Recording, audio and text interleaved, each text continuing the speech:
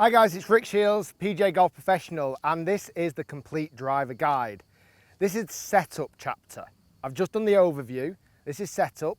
I've also got videos about backswing, impact and follow through, all up here in the corner.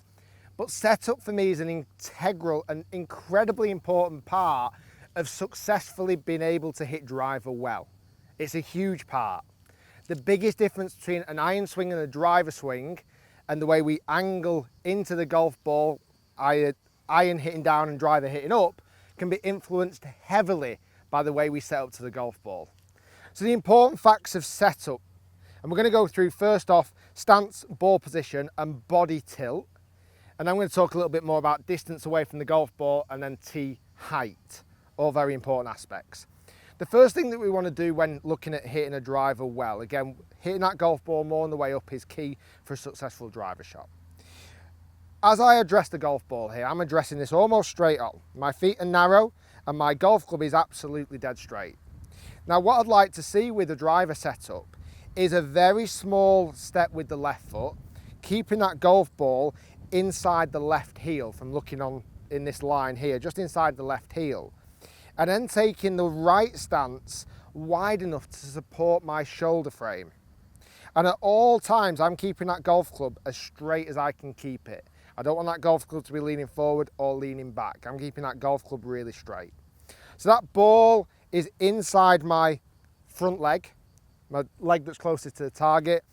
And now my right foot has moved far enough back to incorporate this width of stance, correct, same width as my shoulders. The club is staying level, and that's when I'm going to take hold of the golf club. Now the hold, I've got a video all about the hold, and the hold doesn't change from an iron shot to a driver shot. Click the link up there in the corner if you want to learn a little bit more about how to hold the golf club, because I've covered that in the last swing series. As I set up to the golf ball now, that ball is much further forward in my stance than what, let's say, an iron would be, where we'd aim to have it more in the middle. So that ball forward position really helps that club move up into the back of the ball and get that positive angle of attack we're looking for with driver. I'm also keeping that shaft level to make sure I don't take too much loft off the golf club or even add too much loft. So I'm keeping that golf club as level as I can get it, and then when I've got hold of the golf club, that does not change. Now what we'll notice here, because the ball position's gone further forward, this right shoulder has had to dip a little bit.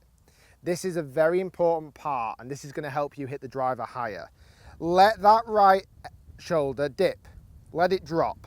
And you'll notice here, I'm just putting my hand on the side of my leg. I'm just trying to get my hand to touch the side of my knee so that I get this angle in my shoulders of an up tilt. Then when I get hold of the golf club, I'm almost more behind the golf ball than ever before now. And again, that's going to really help me hit up into the ball. So from this front view, we're looking at ball position inside the front foot, the width of stance to support our shoulder frame, keeping that shaft super level and just dropping that right shoulder down and keeping that position of my shoulders. That's what we need to look at from this front view. From the behind angle, there's a couple of things that change compared to irons. Now iron, the complete golf swing guide with iron, I was very much talking about getting the arm coming straight down with the iron. Not so much with driver. I'd actually like to see a slight angle of your arms where your hands are a little bit more below your chin as opposed to below the chest. Because the club's longer, we need to give ourselves that space and that freedom.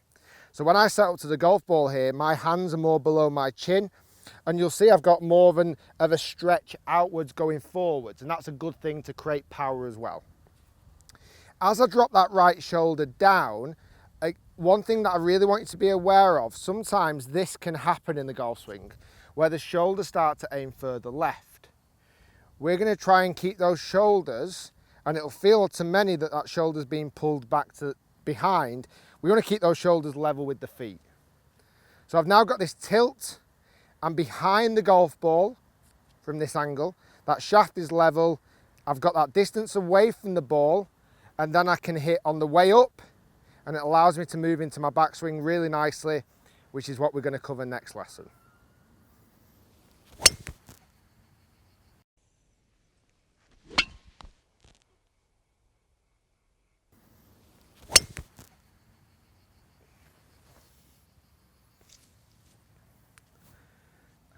be honest, it doesn't get a lot better than that. So the way that I've given myself space, the way that I've tilted behind the golf ball, allowed my golf club to hit up into the ball, but there's still slightly more to it. What I want you to do is get comfortable in that setup. And remember, this is only set up for driver. This is so different compared to an iron setup. And this is where we see the biggest separation between hitting down on the golf ball with an iron and hitting up on the golf ball with a driver. If we can change our setup in the best way possible, it's going to allow us and unlock so many possibilities as we move forward in our progression. And what I would definitely advise everybody to do is film themselves with these angles. Film yourself from directly behind and film yourself from the front. And feel free to screenshot those positions that I showed you earlier. We'll put them up on screen now. And let's see if you can get into something similar. I'm not saying it has to be perfect, but let's get something similar to that. It'll help you definitely hit into the golf ball better. Another really important aspect to hitting driver well is driver tee height. As you can see here, the golf ball is half above the club head's crown. That's going to help me hit up on the golf ball and get a strike that's high on the club face to reduce the spin rate. And that's an ideal tee height. Every driver size is different, so it's going to be slightly dependent on each individual's driver. But as a rule of thumb, we're looking for half the golf ball to be above the top edge of the golf club. In contrast to that, we look at this one here, and the golf ball is sitting too low on the driver head. So I can't effectively hit up on the golf ball there and still expect a strike high enough on the club face. As I go across to this one, this is a tee height that's too high. Golfers who generally hit up on the golf ball too much like to have the ball teed up this high, but there's always a fear when you're hitting up by so much that you're also hitting a little bit too much from the inside and creating too much curvature. But when we're looking for optimum tee height, we're looking for half the ball to be above the equator line of the club face, and that kind of works perfect. This one is a great example. If you've ever in doubt, do what I'm doing here and film the close-ups of the golf club sat behind the golf ball, and that gives us a good indicator to be able to tell what tee height is best suited for you. So far we've done overview, talked about the importance between irons and drivers and how they are different, how we hit the golf ball different with irons and drivers. Then we've talked about setup. Now we're going to move into the backswing. This is where we're going to create this power and this way of being able to generate speed, which is going to help you hit the driver much further. We now should be able to hit up on the ball a little bit further. Let's now talk about hitting the ball even further and harder. I think this chapter has the most amount of instruction in. So take your time absorbing all this information, because this setup has got the most amount of information in it.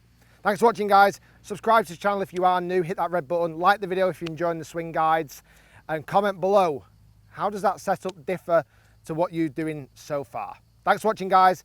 Join us in part 3, link up here in the corner, all about backswing as we get that power. Thanks for watching, and we'll see you soon.